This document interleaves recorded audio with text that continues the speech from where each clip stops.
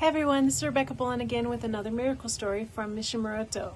So this one is an interesting story about a little girl named Inowa Dorothy. We called her Dorothy.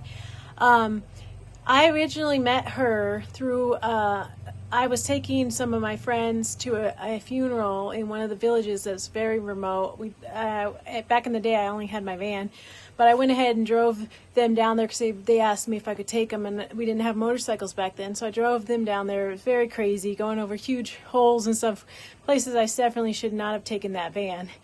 And we got to the village and we went to the funeral and all that. Well, as we were leaving, one of the ladies from the village ran out begging us for help. So we went over to see what was wrong.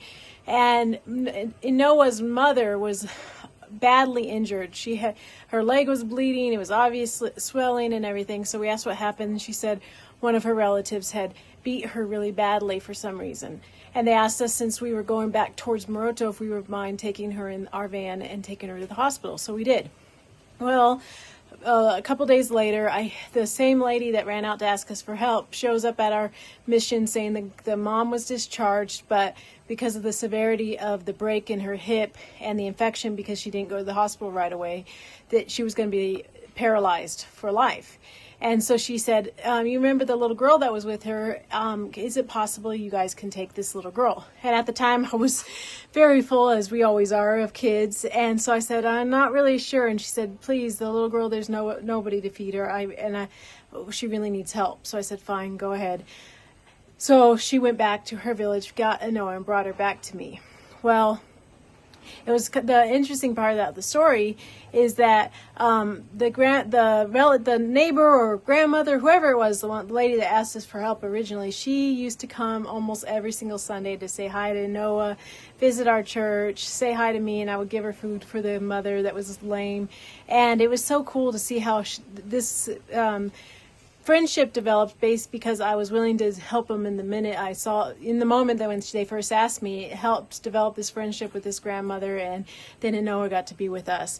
Noah is a beautiful girl. She loved being with us from the minute she was brought to us. My dad teases that she has a cartoon voice because her laugh is just incredible. There's no way to really explain it. And one of the things that Noah loves to do is she loves to carry around whatever she can find on her back. So whether it's a brick, a shoe, a baby doll, a book, or a piece of wood, she loves pretending she's carrying a baby on her back. So we always my dad teases a lot when he's talking to me on the phone. He goes, how's baby 2x4? And talking about Noah's most recent thing that she's carrying on her back. And I say, oh, the baby's fine. and the mom and Noah's fine as well. So I hope you enjoyed this video, because I wanted you guys to see that even though we are helping kids, we're also affecting their parents and their grandparents and all their relatives by doing what we can to help them, even if it's a little bit of just being a friend with them, inviting them to church, and say, you come to church, you can see your child, and also you can experience the love of God. Love you all.